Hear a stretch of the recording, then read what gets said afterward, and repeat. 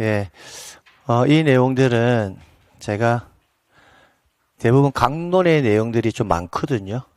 그래서 강론은 이번 파트에 안 하잖아요. 그죠?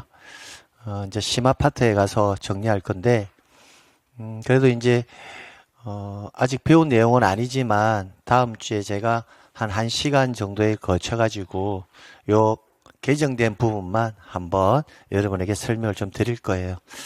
근데 지금 이게 책에 뭐 이렇게 할 수가, 책에 집어가 책을 자체를 이렇게 변화시킬 수가 없잖아요. 책이 출간된 이후에 나왔기 때문에. 근데 우리 등기법 내용은 우리 기본서에 다 반영을 했는데 등기 규칙이 11월 29일 날 신설 개정이 되어가지고 공표가 되었거든요.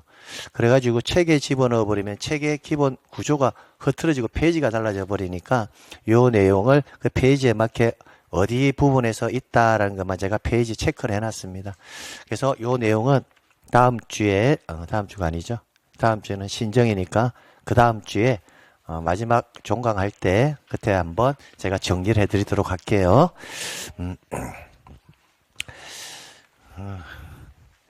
그리고 또 혹시나 해서 말씀드리는 건데 지금 기본서가 만약에 작년 책 보고 계신 분들은요. 올해 신설된 부분이 많기 때문에 반드시 작년 기본서를 보시면 안 돼요. 그러니까 올해 새롭게 출간된 책을 보셔야 됩니다. 등기법은. 한번 볼게요. 자, 그래서 이제 요 구조를 한번 잡아가 볼 건데요. 그러면 잡아가 본다면 첫 번째 등기 절차에 뭐다? 개시에 관해서 한번 살펴봐야 될 거고요. 그 다음에 신청 능력과 적격, 의무자, 권리자의 개념적 정리를 좀 해보자고요.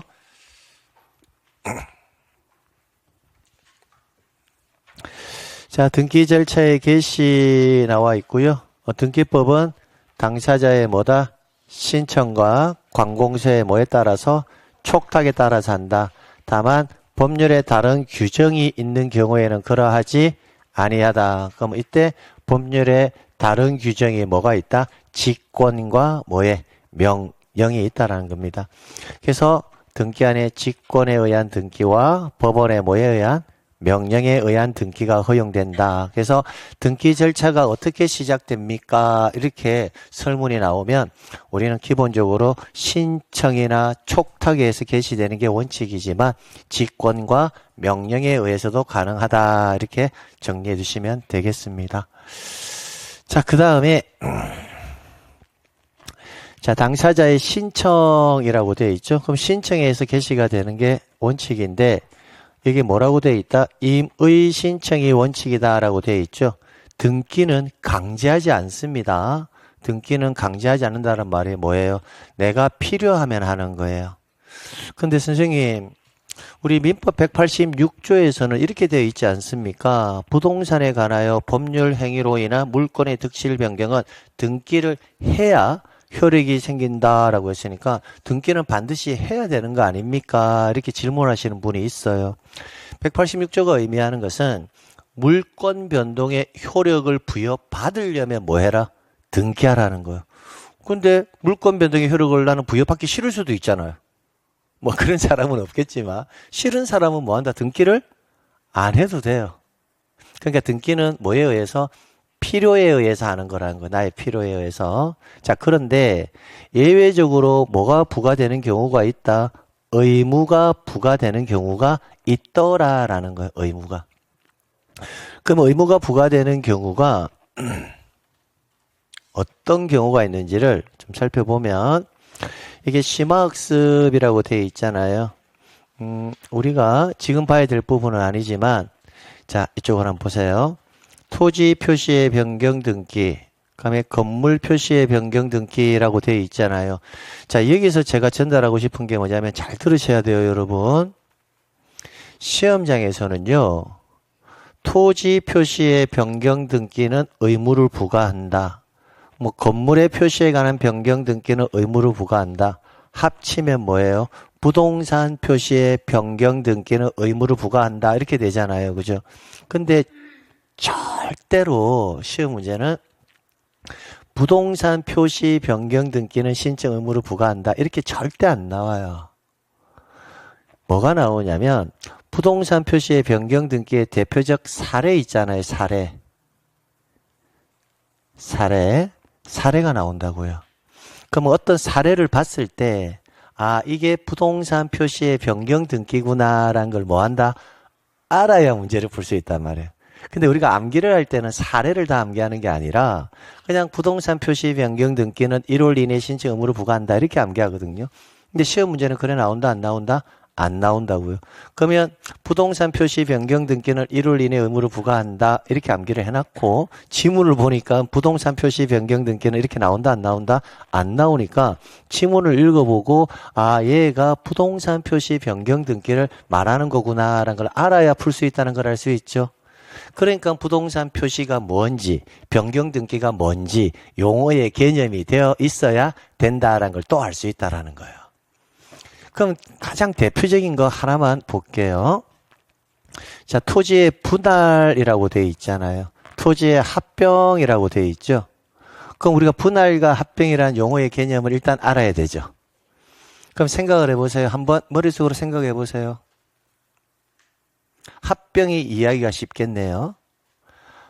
여러분의 토지를 합병을 하게 되면 어떤 현상이 발생할까요? 17번지가 100제곱미터, 18번지도 100제곱미터. 두 필지를 한 필지로 합쳤어요. 그러면 하나의 필지가 되니까 집어는 몇 개? 하나. 그럼 뭐로 쓴다? 합선해서 선순위 집원 17번지를 사용하겠죠. 면적은 어떻게 돼요? 17번지 원래 필지의 면적이 얼마였죠? 17번지 100, 18번지도 100 합쳤다고요. 그 원래 면적은 얼마였는데? 합치면 그 면적이 늘어나죠. 그 면적의 변화가 발생한 거 맞습니까? 그 면적의 변화는 토지의 표시의 변화 맞습니까? 맞나요? 그럼 토지의 표시가 달라진 거죠. 실체관계상에서 토지의 표시가 그 중에서 면적이 증가된 거죠. 그럼 전부가 달라진 거예요? 일부예요? 일부. 그럼 일부가 후발적으로 달라졌을 때 쓰는 등기가 변경 등기죠. 그럼 합병이라는 것은 면적의 증가가 발생하는 토지 표시의 변경 등기의 사유라는 것이 매칭이 됩니까? 그게 되어야 된다라는 거예요. 그러니까 토지의 표시가 뭔지, 변경 등기가 뭔지를 알아야 합병이라는 사유에는 면적의 증가가 발생한다. 그럼 실체관계상에서 면적이 늘어났을 때 내가 무슨 등기를 해야 되지? 이게 우리 등기법이라 했잖아요. 실체관계의 변화가 발생했을 때 등기한이 어떤 등기를 하지?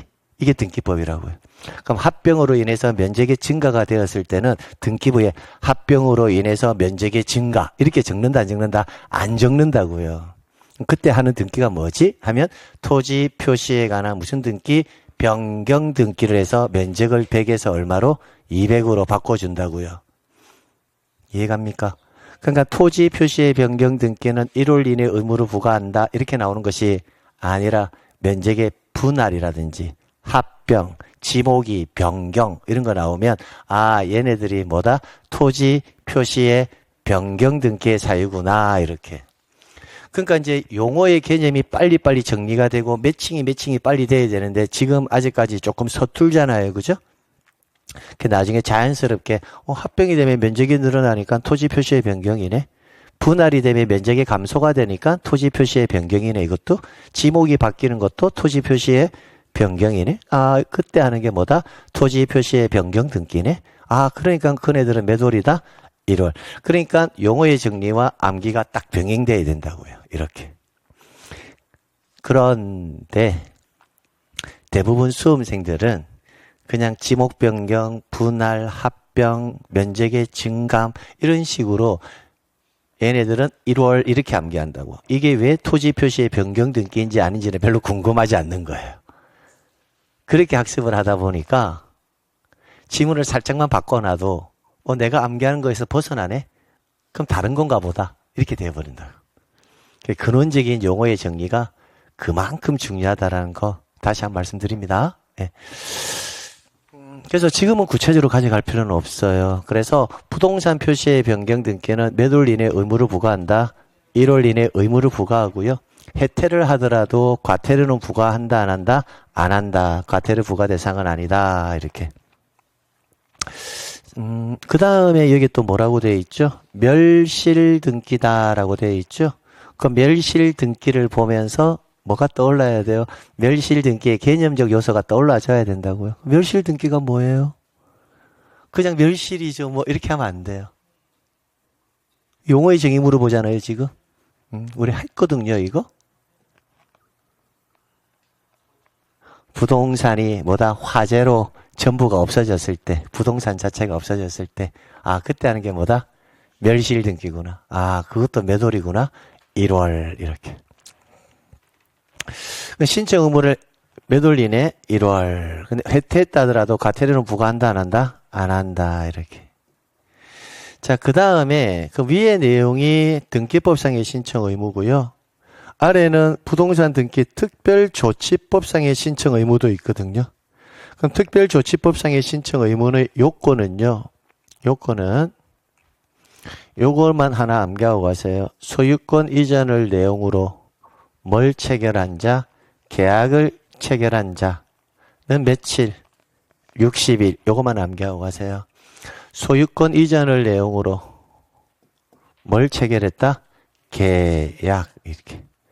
여기 지금 매매 계약이라는 말은 있나요? 없죠. 그러니까 소유권 이전을 내용으로 뭐만 체결하면, 계약만 체결하면 60일 이내에 등기해라 라고 의무를 부과한다. 이렇게만 딱 암기하라고요.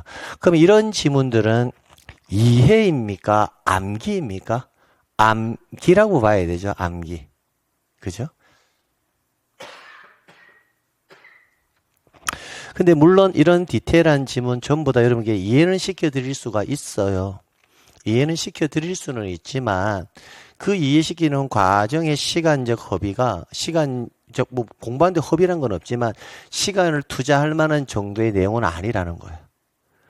그러니까 등기는 전부 다 이해시켜드릴 수 있습니다. 근데 제한된 시간에 우리가 해야 될 것이기 때문에 필요한 부분에 대해서는 이해를 바탕으로 하는 것들은 제가 반드시 이해시켜 드릴 거고요. 그럼 이런 내용들은 굳이 이해가 필요 없이 소유권 이전을 내용으로 계약 체결하면 며칠? 60일. 부동산 표시 변경과 멸실 등기는 몇 월? 1월. 이런 식으로.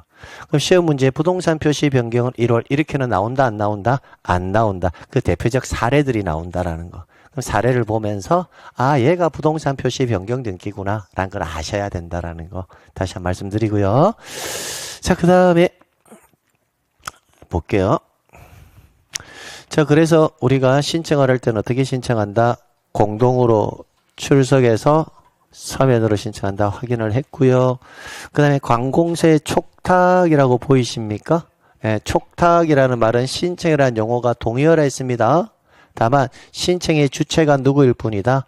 관공서가 등기한에게 일정한 행위를 요구할 때는 뭐다? 촉탁. 그러면 우리의 관공서의 범위를 좀 아셔야 되잖아요. 그죠? 그럼 관공서의 범위는요.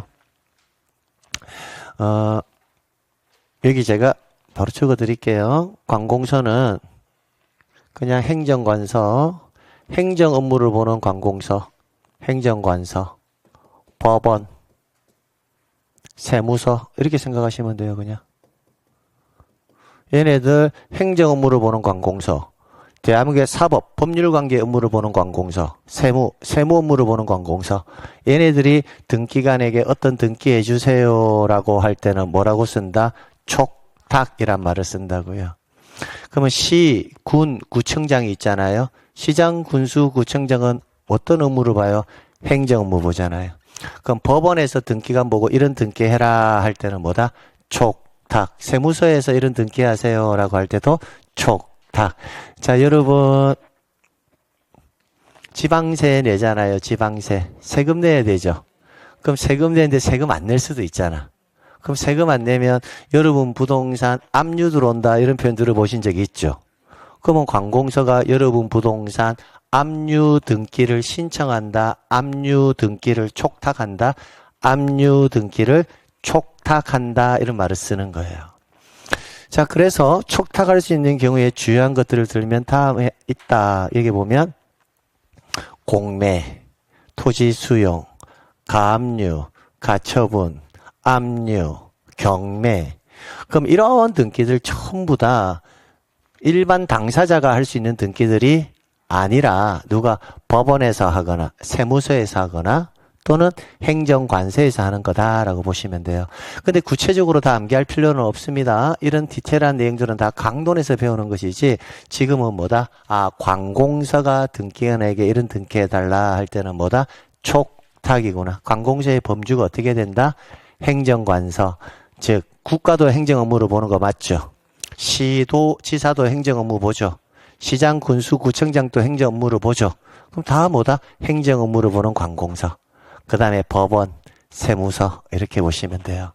물론 일정한 공사 이런 것도 가능은 합니다. 근데 거기까지 범주를 넓힐 필요는 없습니다. 자, 그 다음에 보시게 되면 신청주의에 뭐라고 되어 있다? 예외라고 되어 있고 뭐에 의해서? 법률의 규정에 의해서 등기안에 뭐가 된다? 직권과 명령인데 앞에 이게 뭐라고 되어 있죠? 법원의 명령에 의한이라고 되어 있죠. 금방 제가 법원 또 관공서라고 했죠. 잘 봐요. 법원 관공서라고 했죠. 그럼 법원에서 등기관 보고 이런 등기해달라 할 때는 촉탁이다, 명령이다. 촉탁이 맞단 말이에요. 촉탁. 그러면 이 부분은 지금 원칙이에요, 예외예요? 예외 배우는 거예요. 그래서 법원에서 등기관 보고 이런 등기해달라 할 때는 원칙, 항상 원칙이 있어야 돼. 촉탁이 맞아요. 근데 법원에서 등기관 보고 이런 등기해라 할 때 촉탁이 아니라 명령에 의해서 절차가 개시되는 경우도 있더라라는 거예요. 그 예외니까 단서가 있어야 돼요, 없어야 돼요? 있어야 돼요. 항상 예외는 일정한 조건 하에서만 성립하는 거예요. 그런데 그 조건이 뭐냐면 법원에서 명령에 의해서 등기 절차가 개시되려면 잠시 후에 보겠지만 설문에서 이의 신청, 이의라는 글자가 들어갈 때만 법원에서 하는 거는 뭐다? 명령이에요. 그럼 이의라는 글자가 들어가지 않으면 법원에서 하는 거는 다 뭐다? 촉탁으로 해석하는 게 맞아요. 그래서 법원의 명령이 성립이 될 때는 항상 어떤 글자가 들어간다? 이의 신청에 의해서 이런 용어가 꼭 들어가요. 그럼 그 경우가 아니면 다 법원에서 하는 거는 뭐다? 촉탁이라고 보는 게 맞다고요. 자, 그래서 법원 보세요. 이게 뭐라고 되어 있습니까? 이의 신청이 있는 경우에만 할 수 있다라고 되어 있죠. 그러니까 이의 신청이라는 말이 없어요. 없으면 법원에서 하는 거는 다 뭐다? 촉탁. 근데 이의 신청이라는 글자가 나왔을 때는 뭐다? 명령에 의해서 개시가 된다라는 정도만 기억하시면 된다고요. 자, 그럼 여기까지 해결되었으면 자, 이쪽으로 한번 잠시만 볼래요? 잠시 저를 봐야 돼요. 자, 등기관 직권에 의한 등기라고 되어 있죠. 이 직권에 의한 등기는 굉장히 중요합니다. 중요도를 따진다면 직권에 의한 등기는 반드시 시험 문제에 나온다라고 보셔야 돼요. 시험 문제 뭐다? 반드시 나옵니다. 근데 그 아래에 있는 내용이 우리가 강론에서 배워야 될 내용들이거든요. 보존 등기, 변경, 경정, 말소 이 다 강론에서 배워야 될 내용들입니다. 강론에서 배워야 될 내용들을 직권 등기만 일부 추려서 앞에다가 실어 놓은 거예요. 그래서 이 내용들은 강론에서 다 배울 건데 하나는 알고 가셔야 돼요. 직권에 의한 등기가 발생하는 경우의 수를 여러분이 좀 알고 가셔야 되는데 지금부터 저를 조금 보셔야 됩니다. 직권에 의한 등기는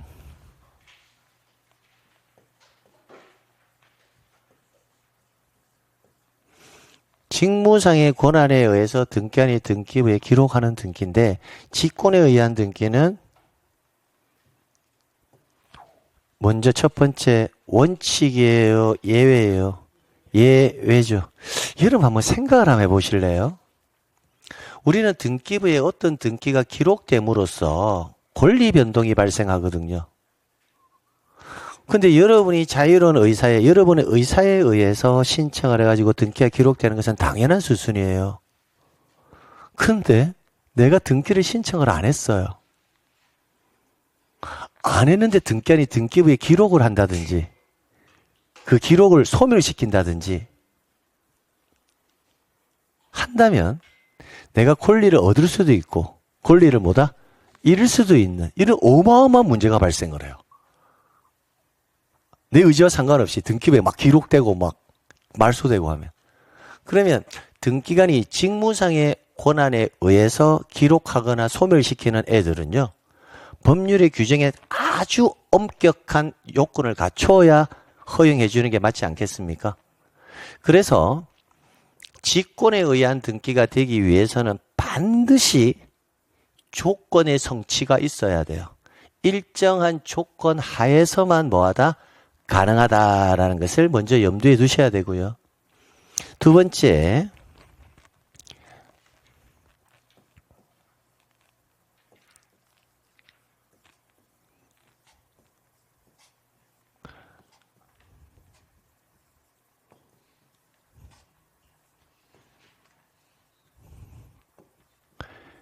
지금 제가 적고 있는 애들은요, 이게 보존 등기입니다. 변경 등기고요, 경정 등기고요, 말소 등기고요, 회복 등기고요, 대지권에 관한 등기고, 추가적 공동저당 담보. 이거를 시험 문제 나왔죠.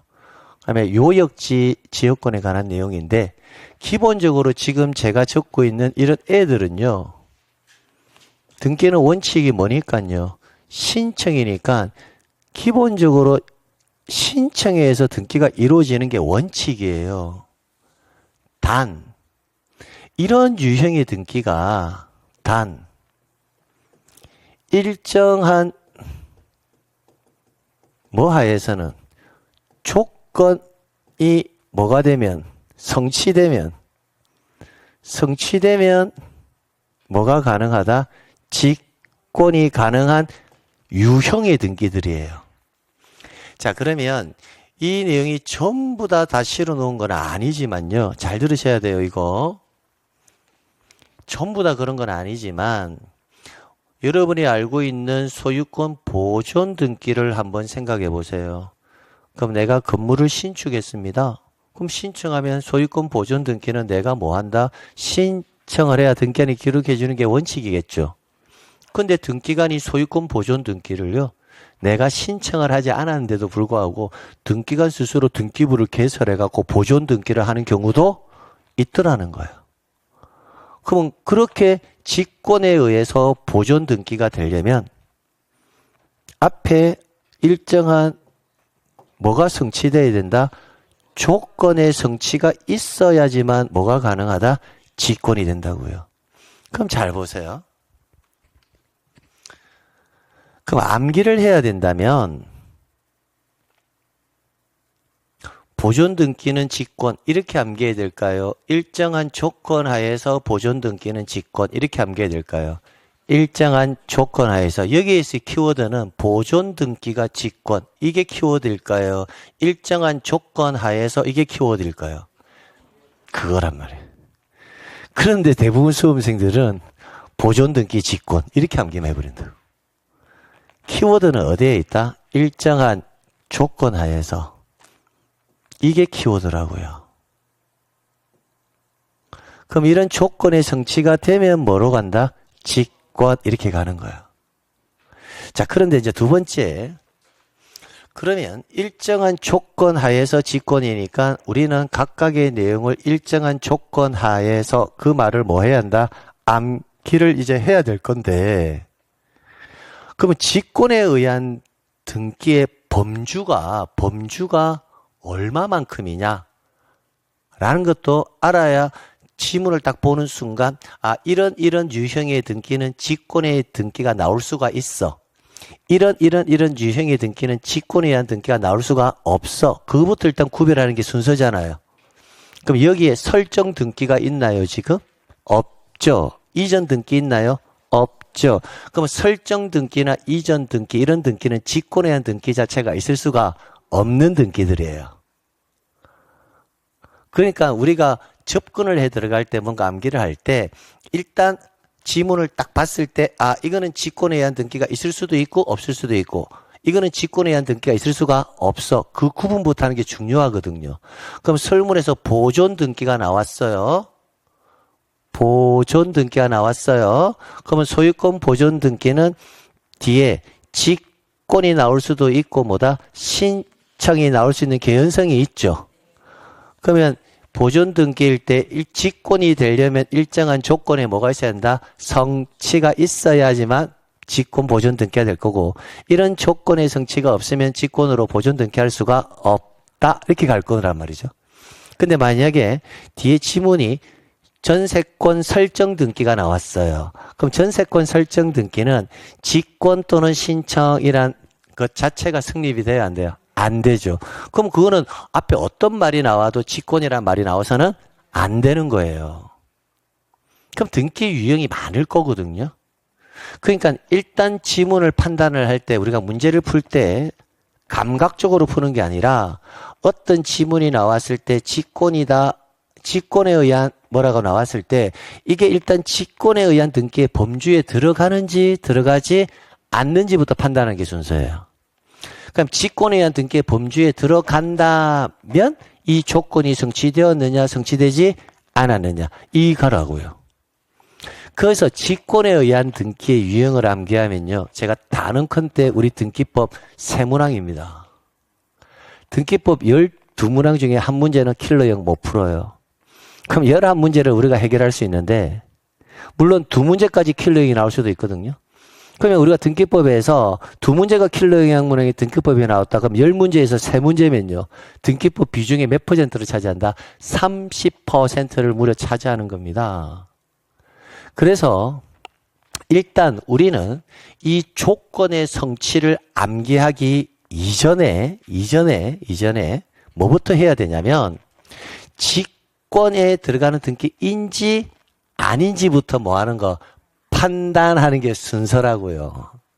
그럼 직권에 의한 등기인지 아닌지 그걸 판단하는 등기 유형이 보존 등기, 변경 등기, 경정 등기, 말소 등기, 회복 등기, 대추요가 뭔지는 몰라도 좋아요. 대추요라는 등기에 의해서만 직권에 의한 등기가 나온다. 그럼 이 내용이 아니면 직권에 의한 등기는 성립하지 않는다. 이거부터 암기하는 게 순서예요. 그럼 그게 구별이 되고 나면 그럼 이런 등기는 직권에 의한 등기가 가능한 거죠 하면 네. 그러면 보존 등기는 어떤 조건이 성취될 때만 직권이 될 건가? 이걸 하나씩 또 정리해 나가는 겁니다. 되겠죠? 그러면 그런 암기법들을 제가 하나씩 알려드릴 거란 말이에요. 그러면 가령 예를 들면 보존 등기 딱 쉬운 문제 나오면 머릿속에 직권이 떠올라야 돼요? 신청이 떠올라야 돼요? 신청이 떠올라야 돼요. 근데 보존 등기가 직권에 의해서 이루어진다 이렇게 나온다면 조건의 성취가 있어야 되는데 그럼 그 조건이 뭐냐면 한 번만 듣고만 가세요. 지금 이게 중요한 게 아니니까. 보존 등기니까 당연히 미등기 부동산일 거고요. 반드시 법원에서 가압류, 처분금지, 가처분, 강제 경매 개시 결정, 주택 임대차 보호법상, 주택 상가 건물 임차권 등기 명령에 의한 임차권 등기. 이렇게 해서 첫 글자만 따면 가압류할 때 가, 가처분할 때 가, 경매할 때 경, 임차권 등기 명령할 때 임 이렇게 돼서 가가 경임 이렇게 되는 거예요. 그러면 법원에서 가가 경임 등기에 촉탁이 있는 경우 이게 조건이라고요. 이런 경우에는 뒤에는 뭐가 나온다? 직권 보존. 그럼 이런 조건이 아닌 내용이 나오면 직권으로 보존 등기한다는 말은 뭐다? X. 이제 이렇게 정리가 되는 거예요. 그럼 이제 그 조건들이 다 암기되잖아요? 그럼 등기법 최소 3문제라고요. 최소 3문제. 그러니까 실제로 지적법보다요, 등기법이 암기 분량이 더 적어요. 적은데 등기법을 어렵다고 하는 이유는 용어가 너무 생소하기 때문에 그래요. 용어가. 그래서 용어가 되면 60점이 나온다는 말은 허누라는 소리가 아니라는 거예요. 그럼 지금 제가 가압류라든지 가처분이라든지 경매 개시 결정이라든지 임차권 등기 명령이라든지 이런 가압류 가처분 이런 게 뭔지를 뭐한다 내가 알고 있어야 해결이 된다는 거예요. 이렇게. 자, 그러면 일단 제가 전달드린 내용이 이해됐을 것이라고 보고 그러면 어떤 지문을 봤을 때 이거는 직권입니다. 아닙니다는 일단 판단해 봐야 된다 했죠. 그래서 직권에 의한 등기가 나올 수 있는 범위를 제가 적어 놓은 거예요. 그래서 암기할 때는 이렇게 암기하세요. 보병경이가 우리 친구 이름이 성이 보시고요. 이름이 병경이에요. 우리 친구 이름 외우듯이 우리 친구 성이 뭐라고요? 보시고요. 이름이 병경이에요. 그럼 앞으로 시험 끝날 때까지 상용이 친구는 한 사람밖에 없다. 누구다? 보병경이에요. 그런데 이 친구가요. 회 중에서 보통 우리가 회 생각하면 뭘 많이 먹어요? 수산물이잖아요. 그죠? 생선. 아닌가요? 근데 이 친구는 말회만 먹어요. 말회. 제주도 가서 말회만 먹어요. 말회. 말회만 먹는데 이 말회를 먹을 때는요. 꼭 함께 섭취해야 될 음식이 대추예요. 대추. 그래서 우리 친구 이름이 뭐라고요? 보병경이가 뭐 좋아하는데? 말회를 좋아하는데 그래가지고 이모 이렇게 불러요. 부르면 뭐다? 대추요. 이렇게. 그래서 보병경이가 말회를 먹는데 이모 하면 대추요. 이 경우의 수에만 뭐가 나온다? 직권이라는 말이 나온다. 그럼 이 경우의 수가 아니면 직권이라는 말은 나오지 않는다. 그럼 이 경우의 수가 나오면 직권이라는 말이 나온다면 이게 직권이 되기 위해서는 최종적으로 조건의 성취가 있어야 한다. 이렇게만 딱 정리해버리면 된다고요. 그럼 그 이상 들어가려고 하지 마시라고요. 그럼 나중에 우리는 시험장에 가기 전까지 하나씩 채워 넣으면 돼요. 자, 그런데 직권에 의한 등기의 특징을 하나 설명드릴게요. 제가 직권에 의한 등기는 어떤 특징을 가지냐면 이런 특징을 가져요. 직권에 의한 등기는. 저를 잠시만 볼게요. 한번 우리가 배우지는 아니했지만 여러분이 법을 만드는 사람의 입장이 있다라고 생각을 한번 해볼게요. 법을 만드는 사람. 여러분이 소유하는 토지가 있다라고 가정해 볼게요. 그러면 토지. 여러분이 소유하는 토지가 있어요. 토지가 동안구죠. 이게 동안구. 여기가 동안구 범계동 맞다. 범계동.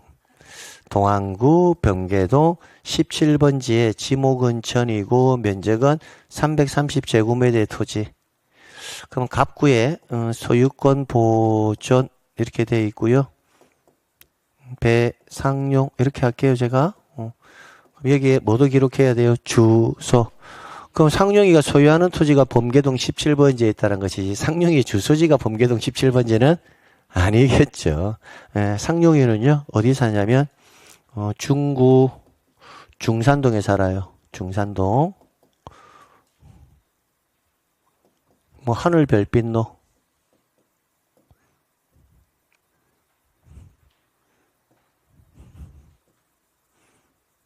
중구 중산동 23번지에 살아요. 주민번호는 710519입니다. 1로 시작하겠죠? 이렇게. 이렇게 되어 있거든요. 자, 이 상태에서 동안구 범계동 행정구역의 명칭이 바뀔 수도 있잖아요. 동안구 범계동을 내일부터는 동안구 범계동을 행정구역의 명칭이 바뀌어가지고 범계동을 동안구 방계동으로 행정구역의 명칭을 바꾼다. 이렇게. 그럼 토지의 소재가 달라지잖아요. 그럼 이런 현상이 발생을 했거든요. 현재 실체관계상에서. 그죠? 그러면 일단은 실체관계 내용을 바로 잡아줘야 되잖아요. 그럼 범계동을 뭐로 바꿔줘야 돼요? 방계동으로 바꿔줘야 되죠. 그럼 우리가 범계동을 방계동으로 바꿔줘야 한다. 이렇게 등기부에 기록한다, 안 한다? 안 한다 했잖아요. 이렇게 하는 등기 유형을 아셔야 된다고 했죠. 그러면 동안구를 범계동을 방계동으로 바꿔주는 등기가 뭘까요? 그렇죠. 일단은 뭐다? 변경 등기죠. 변경. 그럼 무슨 변경일까요, 이거? 항상 주어는 있어야 되잖아. 상용이 변경된 게 아닐 거잖아요.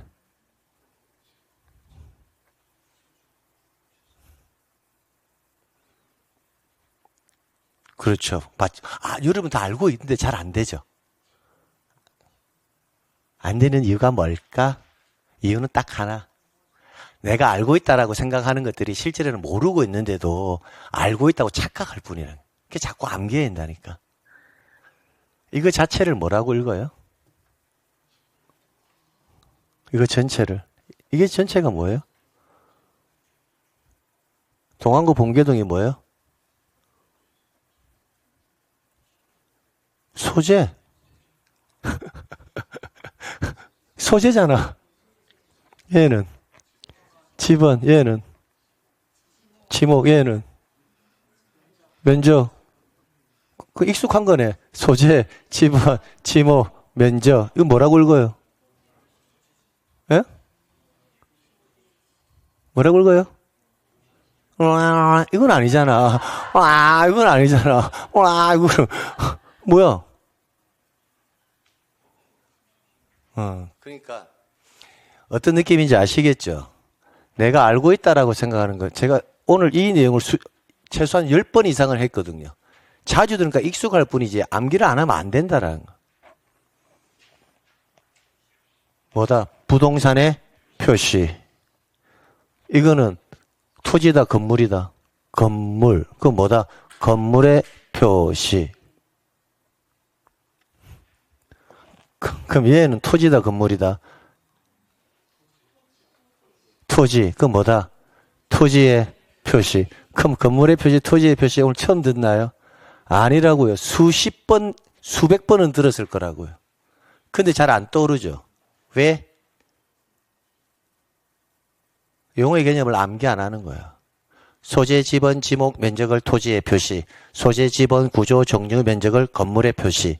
토지의 표시와 건물의 표시를 합쳐서 뭐다? 부동산의 표시. 이렇게 암기를 해야 되는데 들어보니까 알겠는데 뭐. 그래서 안 되는 거야. 다시 한번 말씀드립니다. 내가 알고 있다고 생각하는 것도 정확하게 암기해야 한다. 그럼 이걸 뭐라고 읽는다고요? 예? 자신 있게. 토지의 표시. 그러니까 앞에 뭐라고? 토지의 표시 뭐다? 변경 등기. 이렇게. 됐나요? 그러면 동안구 방계동은 행정구역의 명칭이 달라지는 거죠. 행정구역에 뭐가 달라졌다? 명칭이 바뀌었다. 그 행정구역의 명칭이 바뀌면 번계동을 방계동으로 바꿔주는 등기가 뭐다? 토지 표시의 변경 등기. 이게 건물이었다면 건물의 표시의 변경 등기. 합치면 부동산 표시의 변경 등기. 그게 자꾸 이렇게 읽어야 된다고. 그럼 이런 등기가는 동안구 방계동으로 바뀌었다는 사실, 행정의 명칭이 바뀌면 범계동은 방계동으로 바뀌었습니다라는 사실을 공문이 내려올 것이고 등기하는 알까 모를까? 알겠지. 그럼 알게 되었을 때 범계동을 방계동으로 바꿔줄 때 이 소유자의 입장에서는 하늘과 천지개벽이 일어나고 이런 문제입니까? 권리에는 아무런 변화가 없습니까? 아무런 변화가 없죠. 그럼 이런 등기는 굳이 내가 신청을 하지 안 해도 등기한이 바꿔도 될까요? 이 권리 변동에 영향을 주지 않거든. 그래서 법조문에 이렇게 되어 있다고. 행정구역의 명칭이 변경되면 뭐에 관한 부동산 표시의 변경 등기는 어떻게 한다? 등기한이 직권으로 할 수 있다. 이렇게 되어 있다고. 여기까지 오셨죠? 그 무슨 등기는? 변경 등기는 이렇게 되죠. 그럼 여기에 뭐가 있어요? 변경 등기는 직권에 의한 등기가 나올 개연성이 있다 없다? 있다. 맞나요? 그러면 변경 등기가 직권에 의한 등기가 나올 개연성이 있다. 그럼 어떤 경우 뭐가 충족돼야 된다? 조건의 성취. 그럼 조건의 성취 중에 하나가 뭐다? 행정구역의 명칭이 변경되면 부동산 표시 변경 등기는 어떻게 직권으로 할 수 있다. 그러면 이 등기 직권으로 할 거니 안 할 거니 물어봤을 때 앞에 이 조건이 나와주면 직권으로 할 수 있다. 이 조건이 없으면 직권으로 할 수 없다. 그럼 조건이 하나만 있는 게 아닐 것이고 변경 등기에도 조건은 기본적으로 필수암 기상이 3개는 있다는 거예요. 3개. 됐나요? 그렇다고요. 그렇습니다. 그러니까 돌고 돌고 돌아 또 똑같은 이야기를 하는 거예요. 용어가 안 돼 있으면 아무리 이 내용을 암기한다 하더라도 시험장에 문제를 풀 수는 없다라는 결론이에요. 근데 수험생들은 용어의 개념에 치중하지 않고 이 조건의 성취가 뭔지도 모르면서 암기하는 거예요. 그냥 행정구의 명칭 변경, 행정의 명칭 변경, 부동산 표시 변경 이런 식으로. 출제에는 그걸 풀어서 물어보는데. 그래서 그러면 용어의 개념을 좀 빨리 익히려면 선생님 어떻게 하는 게 좋습니까? 이제 이런 의문이 남잖아요. 안 남나? 책을 읽어야 돼. 책을 읽어야 돼. 책. 제가 지적법 시간에 있잖아요. 여러분이 강의할 때 책을 계속 읽으면서 보셔라라고 제가 한 번이라도 이야기했을까 안 했을까? 안 했어요. 지적법은 실제로 책을 안 읽고도요. 그 용어의 정의의 개념만 알면 바로 문제이기 때문에 그리고 응용되는 지문이 없어요. 그냥 지목이면 지목이에요. 토지의 용도 끝. 근데 등기는 그 용어가 계속 확장되어 나간다고요. 그러니까 등기는 책을 꼭 읽어야 돼요. 뭔 말인지를 몰라도 용어의 개념 정도만 판단하고 생각하고 반드시 책을 읽어야 돼요. 근데 등기를 자꾸 읽다 보면 어떤 느낌이 드는지 아세요? 이게 민법하고 너무 관계가 된다는 게 느껴져요. 기본적으로 민법 유형에서 등기와 관련해가지고 해결할 수 있는 게 무려 4문항 이상입니다. 민법에서 4문항이면 등기법, 민법 24개가 합격 점수잖아요. 그 중에 4개면요. 어마어마한 분량이라고요. 4개. 10점이에요. 10점. 그래서 등기를 자꾸 읽다 보면 뭐처럼 느껴진다? 내가 민법을 보고 있는 거 아닌가? 이런 생각이 들 때도 있어요. 그래서 등기법은 1, 2차 동차하시는 분들은요. 내가 민법을 본다 생각하고 읽으셔야 돼요. 2차만 하시는 분들은 당연히 읽어야 되죠. 필사적으로 매달려야 되니까 지금 오래 떨어지면 안 되잖아. 2차 하시는 분들은 당연히 기본서를 봐야 되는 건 당연한 거고. 예. 물론 이제 시간이 지나서 우리가 이제 어느 정도 되고 나면 그때는 이제 압축해서 들어야 되니까 그때는 뭐다? 뭐 특강이라든지 그런 걸 통해 가지고 뭐 요약집이라든지 그런 게 있잖아요. 그런 걸 통해서 그때는 압축해서. 그럼 압축할 때의 조건이 뭘까? 용어의 정리는 되어 있어야 한다는 거야. 압축할 때는 용어의 정리가 들어가 있지 않거든요. 기본서가 만들어진 이유는 용어의 개념들이 다 하나씩 다 설명을 해놨기 때문에 뭐 한다? 기본서가 두꺼워지는 거야. 용어의 개념 다 빼버리잖아요. 그 분량에 또 10분의 1로 줄일 수 있다고요. 용어의 개념만 빠지면. 그만큼 중요하다라는 겁니다. 자, 이런 느낌이다라는 거예요. 그럼 이제 지금 해야 될 것은 우리 등기는 신청의 원칙인데 직권에 의할 수도 있다. 직권은 어떤 조건이 성취돼야만 가능하다. 나는 앞으로 조건을 암기해야 되겠다. 근데 지문을 봤을 때 이게 직권인지 아닌지 정도는 일단 구별해야 되는데 그 범주가 보병경이가 뭘 좋아한다? 마래를 좋아하는데 이모 대추요. 이 구조 안에서만 직권이란 글자가 나오고 나머지는 직권이란 글자는 나오지 않는다. 여기까지라고. 여기까지. 그리고 직권에 의한 등기는 기본적으로 이렇게 권리 변동에 영향을 미치지 않는 등기가 대부분이다. 근데 권리 변화에 영향을 미치는 등기가 있거든요.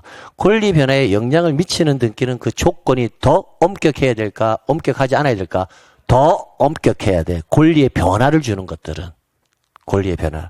그럼 권리의 변화를 주는 애들은 권리의 등기가 어떤 내용인지를 알아야 우리가 해결해 나갈 수가 있으니까 이 정도만 딱 정리하란 말이에요. 그럼 이 구조 안에서 우리가 하나씩 또 암기해 나가면 된다고요.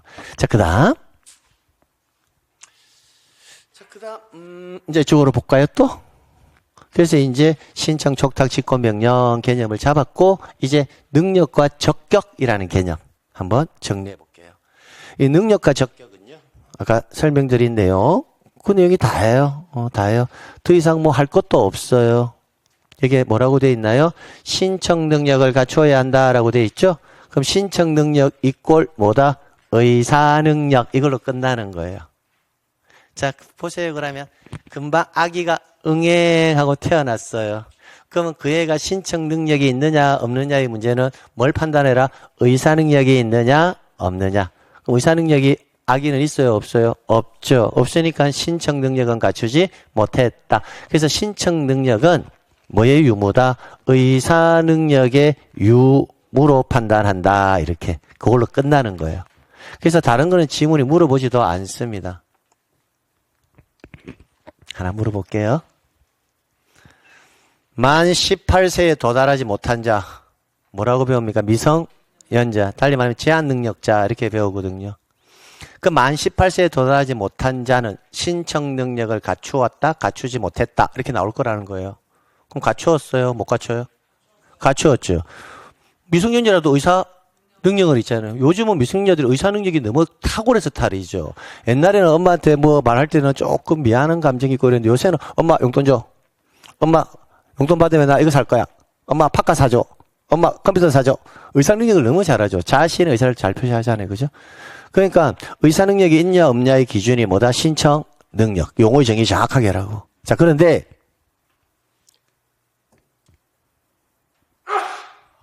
아유 죄송합니다. 신청에 진위가 있어야 한다면 이런 거 다 필요 없다고요.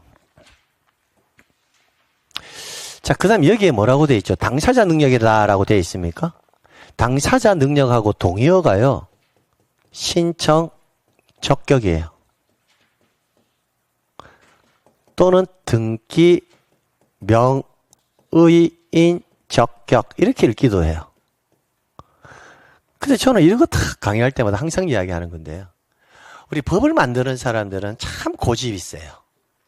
그냥 신청 적격 하나로 용어를 통일하든지 당사자 능력 하나를 통일하든지 하면 되는데 등기와 관련한 논문을 만들고 학위를 받고 박사학위를 받는 사람이 논문을 적을 때 자기만의 독창적인 용어가 있을 거잖아요. 근데 그 용어가 좀 외부에 인정받는 논문이라면 그 용어를 쓰게 만들어졌어요. 어떤 사람은 똑같은 내용을 가지고 저는 이 표현이 가장 좋아요. 등기 명인이 될 수 있는 적합한 자격. 그러면 신청 적격과 당사자 능력이 어떤 개념인지 바로 확인이 되죠. 이게 직설적이거든요. 등기 명인이 될 수 있는 적합한 자격. 이와 동의어가 뭐다? 당사자 능력.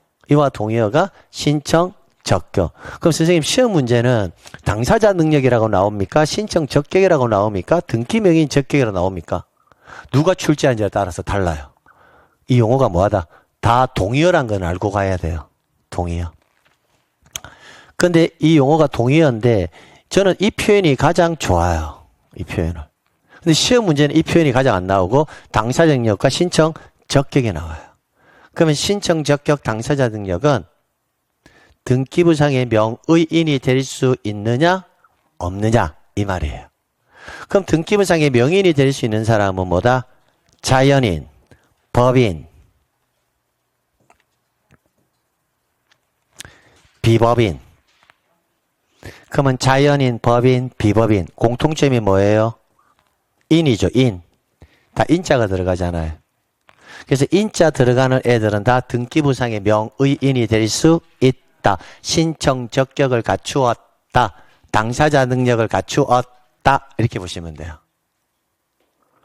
근데 인의 범주는 자연인, 법인, 비법인이 됐잖아요. 그럼 자연인은 뭐예요? 사람은 출생해서 사망하기 전까지가 다 자연인이에요.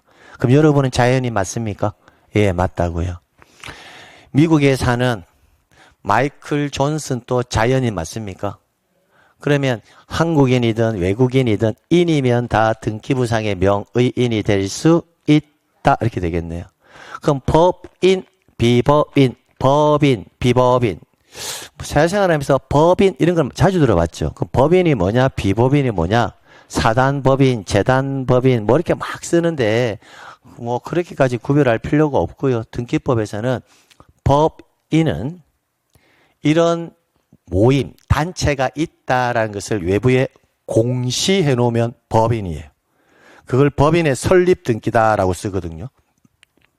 근데 비법인은요, 일정한 단체가 외부에 공시하는 설립 등기를 하지 아니하면 뭐다? 비법인이에요.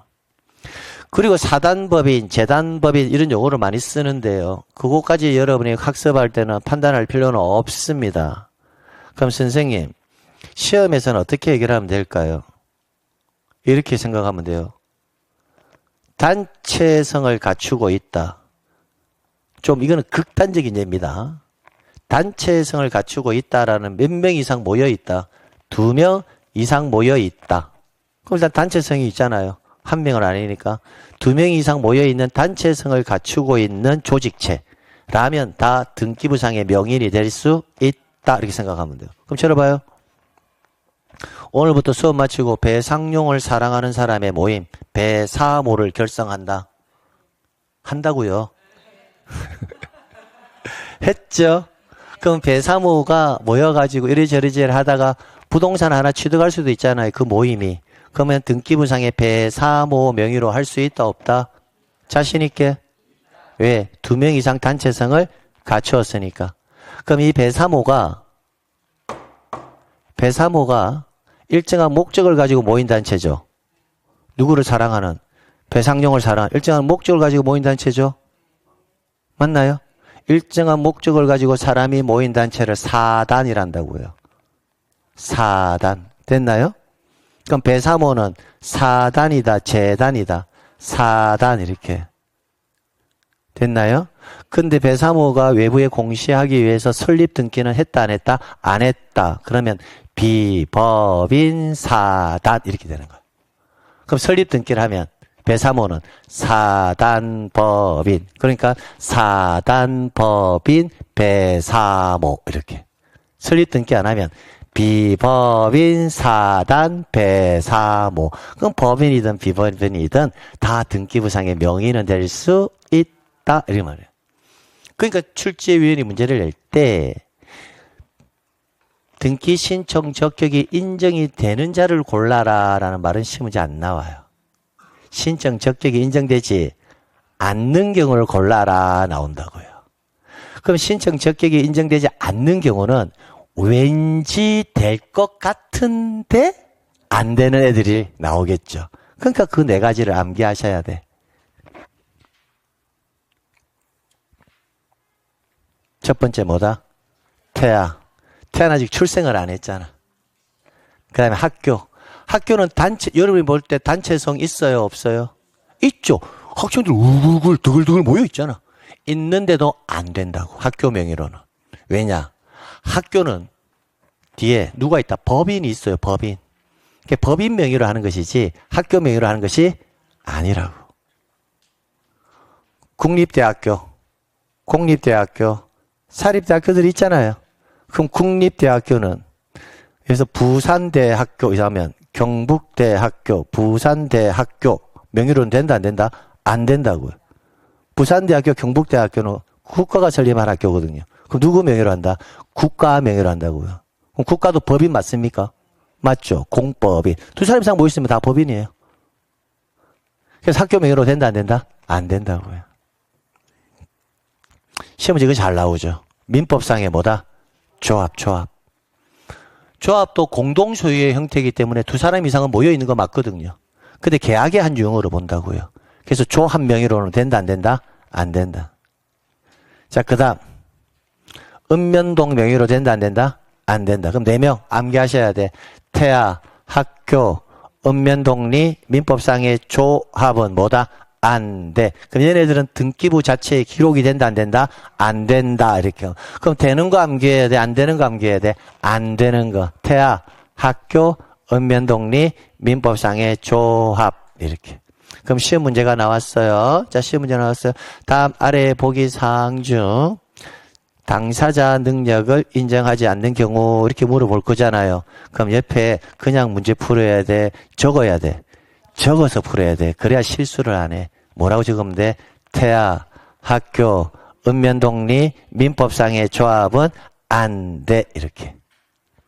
근데 조합이라는 명칭을 가지고 있지만 특별법상의 조합도 있거든요. 금방 무슨 조합이라 했죠? 민법상의 조합은 안 된다고. 특별법상의 조합은 가능해요. 농업협동조합, 수산업협동조합 이런 애들. 특별법상의 조합은요. 실질은 다 법인의 성질을 가지고 있습니다. 용어만 조합이라는 용어로 쓰고 있을 뿐이에요. 여러분 은행 농협에서 대출 받잖아요. 그럼 등기부에 농협 이름 적히든가요? 안 적히든가요? 농업협동조합 적히죠. 왜? 그 애들은 특별법상의 조합이기 때문에 가능한 거예요. 그래서 안 되는 거 몇 개? 4개. 문제 풀 때 적어놓고 감각적으로 적어놓고 이런 문제가 나오면 절대 틀려서는 안 된다고요. 됐습니다. 자, 그 다음에 이제 전자신청은 지금 따로 보실 필요는 없습니다. 전자신청 다시 볼 필요고요. 전자신청과 관련해서 올해 신설된 조문이 있기는 한데 지금 보실 필요는 없습니다. 자, 그 다음에 공동신청이 원칙이다라고 되어 있죠. 그럼 공동으로 간다면 누구와 누가? 권리자와 누가? 의무자가 무슨 신청? 공동신청에 의함이 원칙이다. 그럼 선생님 우리 등기는 왜 공동인가요? 스스로에게 질문을 한번 던져봐요. 우리 등기는 왜 공동일까? 그냥 공동이에요? 왜 공동으로 법조문이 만들어져 있을까? 왠지 느낌이 공동인 것 같아요. 지금 이렇게 돼버리면 공동과 단독을 여러분이 스스로 판단을 하러 나가야 되는데 판단 못하고 암기하게 돼 있단 말이에요. 왜 공동일까?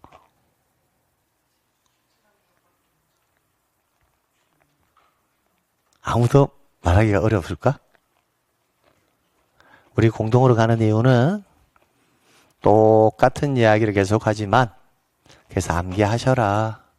제발. 공동으로 가는 이유는 우리나라는 형식적 심사주의를 채택한다. 실체관계를 판단할 수가 없기 때문에 허위 등기의 위험성이 크다. 그래서 등기의 공신력도 인정하지 않고 추정력만 인정한다. 그렇다면 절차적 관계에서 허위 등기의 위험성을 뭐하기 위해서 낮추기 위해서라면 권리를 취득할 자 또는 권리를 잃을 자가 혼자 와서 등기해서는 안 되고 잃을 자와 얻을 자가 공동으로 등기소에서 출석해서 등기를 하라고 되어 있다. 그럼 공동으로 오라는 이유는 이렇게 긴 이야기를 조금 줄이면 형식적 심사주의 하에서 허위 등기의 위험성을 뭐하기 위해서 낮추기 위해서 그걸 좀 더 간편하게 이야기하면 등기의 진정성을 확보하기 위해서 이런 표현을 쓴다고요. 그러니까 이런 단어가 그냥 느낌상으로 다가와서는 안 돼요. 아, 그렇지. 우리나라는 허위 등기 위험성이 높지. 형식적 심사주의 때문에. 그래서 절차상에서 권리를 잃을 자와 얻을 자가 공동으로 오라는 거구나. 여기까지 왔죠? 그럼 저를 봐.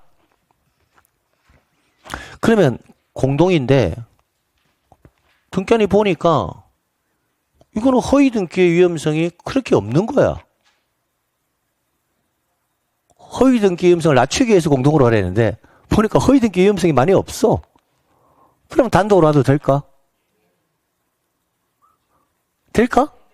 그거라고. 그럼 단독 신청들이 다 법률에 규정이 되어 있는데 다 그런 내용들이 단독으로 규정되어 있다고.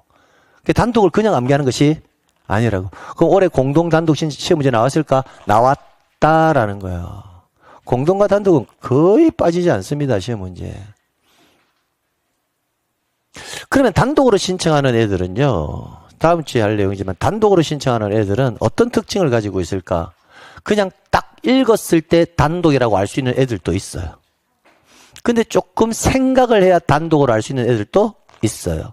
딱 읽었을 때 단독으로 할 수 있는 애들은요. 용어의 정의로서 끝나는 거예요. 한번 물어볼까요?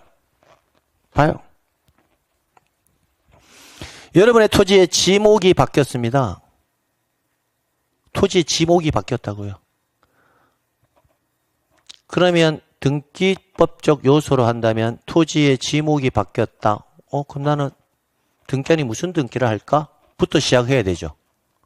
등기관이 무슨 등기 할까요? 이거 아니죠. 그죠? 정확하게. 자꾸 용어를 읽어야 돼. 토지 표시의 변경 등기. 아까 뭐 토지 표시 뭔 줄 안다, 그지? 그럼 토지 표시 변경 등기는 공동으로 갈까, 단독으로 갈까? 한번 생각을 해봐.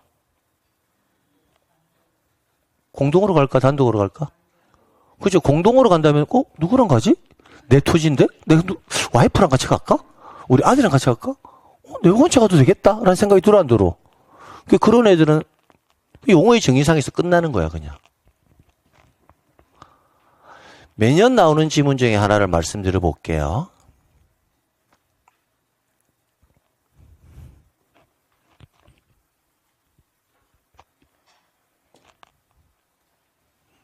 상용이라는 이름이 너무나 놀림을 많이 받아서 배상용이라는 사람이 법원에 개명 허가를 신청해 가지고요. 이름을 배상만으로 개명을 했습니다.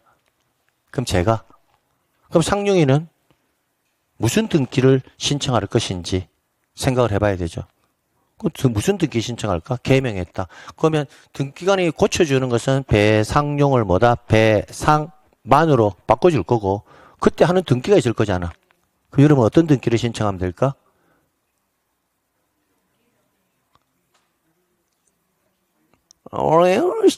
이건 아니지, 일단. 그건 일단 아니잖아, 그지?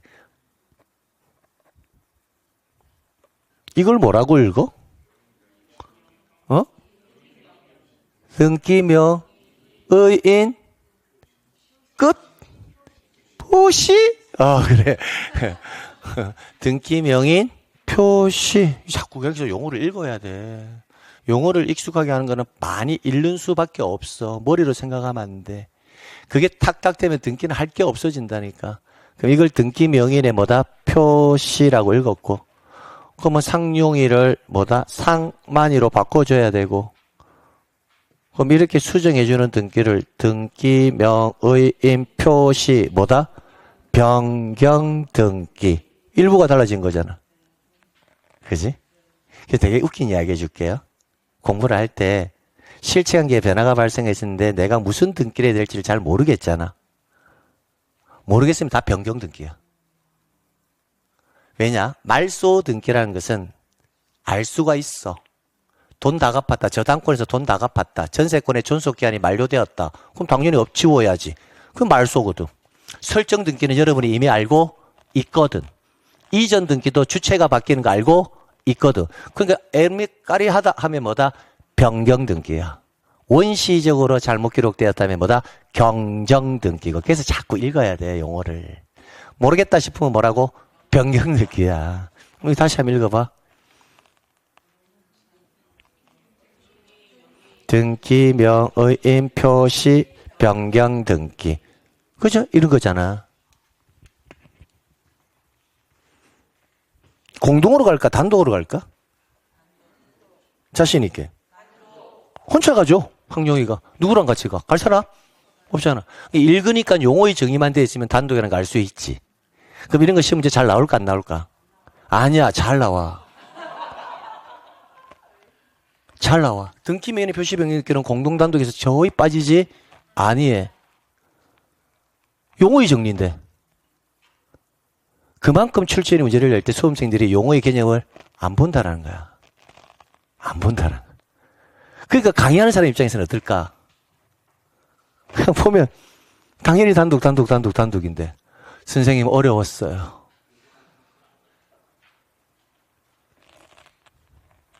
결론은 똑같은 말. 저는 이제 1월달 들어가게 되면 이제 용어의 개념에 대해서 중요도를 수업 시간에 거의 언급하지 않습니다. 이제는 우리는 시작이기 때문에 키에 못이 박도록 용어의 개념이 중요하다는 걸 계속 언급할 뿐이고 1월달부터는 진도를 나가야 되거든요. 본격적으로. 그때는 빈도에 대해서 하지 않고 그냥 쭉 강의만 해나간다고요. 그러니까 그때 이제 여러분이 무엇이 중요한지를 판단하고 공부하는 사람은 실력이 붙고 모르겠다 하는 사람은 이제 안 붙는다고. 등기는 용어의 정리만 되면 끝난다고. 지적은 1차적으로 끝나고 등기는 용어의 정리에서 조금 더 나아갈 뿐이라는 거예요. 주소를 이사할 수도 있죠. 그럼 무슨 등기할까? 역시 등기 명인의 표시 변경 등기죠. 공동일까 단독일까? 자신 있게 단독 이렇게 가는 거야 그냥. 그치?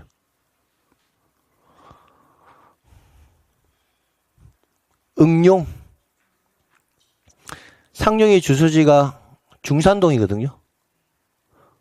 중산동을요.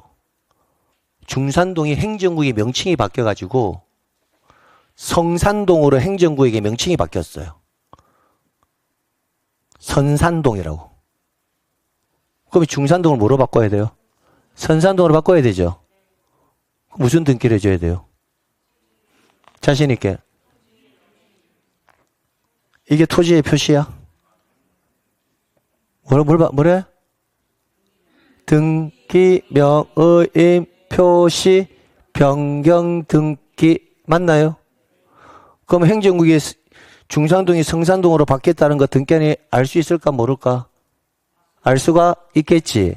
그럼 이때 등기 명인의 표시 변경 등기는 직권으로 해도 권리에 큰 변화가 발생합니까? 안 하죠. 직권해도 될까? 네.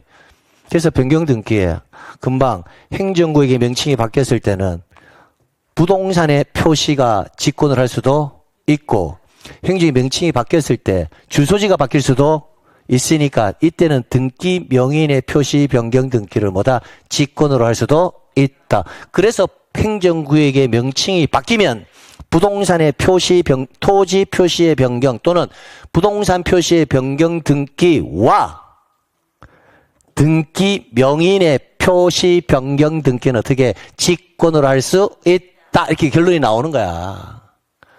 그러면 등기 명인의 표시 변경 등기는 원칙은 신청이다, 직권이다. 신청. 원칙은 주소가 바뀌는 경우보다 행정의 명칭이 바뀌는 경우보다 내가 이사를 간다든지 정거를 한다든지 그 경우가 더 많으니까. 그러면 등기 명인의 표시 변경 등기는 신청이다, 직권이다. 원칙, 신청. 그럼 공동이다, 단독이다.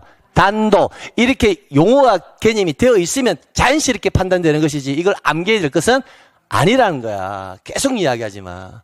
그럼 이걸 직권으로 가기 위해서는 뭐가 있어야 한다? 조건의 성취가. 그럼 어떤 조건이 있으면 행정구역의 명칭이 변경되었다라는 조건이 성취되면 등기 명인의 표시 변경 등기는 어떻게 한다? 직권. 이런 구조라는 거야. 등기가 전부 다 이 알고리즘에서 움직인다고. 그럼 이 알고리즘은 어디서 출발하느냐? 용어란 말이야. 용어. 스스로 조금 반성을 해봐. 오늘 토지의 표시도 부동산의 표시도 100번 수백 번 들었지만 내가 의식하지 않으니까 말이 돼 안 돼? 안 되지. 말로 못하고 있다는 말은 용어의 개념이 되어 있지 않다라는 거야. 그럼 등기는 자꾸 읽어야 돼. 용어를. 그렇게 하면 나중에는 암기할 게 없어져. 당연한 거 아니야 이거? 이렇게 돼버린다니까. 그럼 권리 등기를 한번 해볼까? 소유권 이전 등기 해봐. 자, 소유권 이전 등기. 아무 말이 없어. 그냥 소유권 이전 등기야. 아무 말 없이 그냥 소유권 이전 등기가 공동이냐 단독이냐를 물어보는 거야. 그럼 소유권 이전 등기 공동일까 단독일까? 자신 있게. 당연히 공동이야. 지금 너무 잘하잖아. 그치? 소유권 이전 등기 공동 맞지? 근데 딱 6개월 후에 소유권 이전 등기는 하면 단독 이렇게 이야기해. 여러분은. 안 배웠을 때는 공동, 자식이 이야기하거든. 당연히 공동이거든. 권리를 잃는 사람이 있고, 권리를 얻는 사람이 있기 때문에 잃는 자, 얻는 자가 공동, 당연한 거거든, 지금은.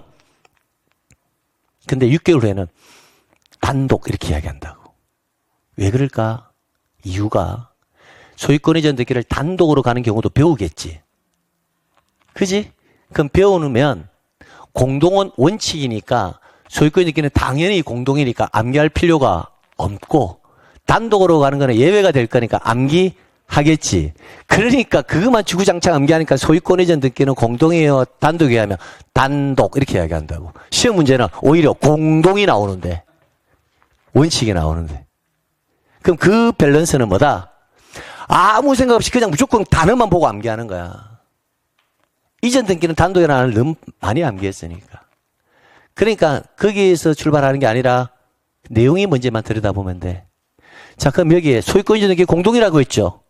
근데 여러분이 안 배워도 알 수 있는 게 있어. 이게 매매가 아니라 만약에 상속 이렇게 돼 있어. 그러면 이거는 단독일까 공동일까? 단독이겠지. 왜? 아버지가 사망했기 때문에 상속인이 상속 등기하라고 하는 거거든. 사망한 자를 아버지 잠시 무덤에 지금 누우시면 안 됩니다. 일어나세요. 나 앞으로 등기해주고 다시 무덤에 누우세요. 말이 돼, 안 돼? 말이 안 되거든. 그럼 상속이라는 단어를 알기 때문에 뭐 한다? 당연히 단독이 되는 거야. 됐나요? 그럼 시험지에 이거 나올까 안 나올까? 어? 안 나올 것 같아. 나와. 상속 등기라는 등기가 있고 또 상속인에 의한 등기라는 게 따로 있거든. 그럼 상속을 원인으로 하는 등기가 있고 상속인에 의한 등기가 있는데 글자가 비슷하잖아. 그러니까 상속과 상속인에 의한 등기를 구별하는지 못하는지를 물어본단 말이에요. 용어를 구별하는지 못하는지. 이런 느낌. 자, 그러면 여기에서 이제 권리를 뭐 상속이든 뭐가 매매가 되었던 권리를 얻는 자를 뭐다? 권리자, 잃는 자를 의무자라고 해. 그럼 권리자, 의무자의 개념은 너무 중요한데 여기 보게 되면 이 권리자, 의무자라는 개념은 너무 중요하거든요. 너무 중요한데 지금 여기에서 권리자, 의무자를 전체로 다 판단하는 것은 어불성설이야. 말이 안 되는 소리라고. 그럼 권리자, 의무자를 판단하는 기준은 뭘까, 결국은? 내가 실체관계의 내용을 가지고 등기부에 뭘 해봐야 한다? 기록만 할 수 있으면 권리자, 의무자는 자연스럽게 판단할 수 있는 거라고. 여기서는 뭐만 하면 된다? 우리는 기록상, 등기부의 기록상, 등기부의 뭐다? 기록 형식상 권리를 뭐하거나 취득하거나 이익을 받는 자는 뭐다? 권리자. 권리를 뭐한다? 잃거나 불이익을 보는 자를 뭐다? 의무자. 여기서의 키워드는 뭐다? 등기부의 기록 형식상, 이 말이 키워드라고. 그럼 이 정도 수준을 딱 정리를 해놓고 내가 실체관계에 문제가 발생했을 때 등기부에 뭐한다? 기록해보고 기록해봤을 때 기록상 권리를 얻었다, 권리자. 잃었다, 의무자. 그걸로 끝나는 거야. 시험 문제 사례형으로 잘 나온다고. 그럼 사례형을 그걸 해결하려면 뭐한다? 실체관계의 내용을 알아야 등기부에 기록할 수가 있다. 그걸로 끝나는 거야, 그냥. 여기서 백날 뭐를 암기해봤자 의미가 없다라는 거예요. 잠시 쉬었다가 몇 가지 사례를 들려드리도록 하겠습니다. 잠시 쉬었다가 합니다. 예.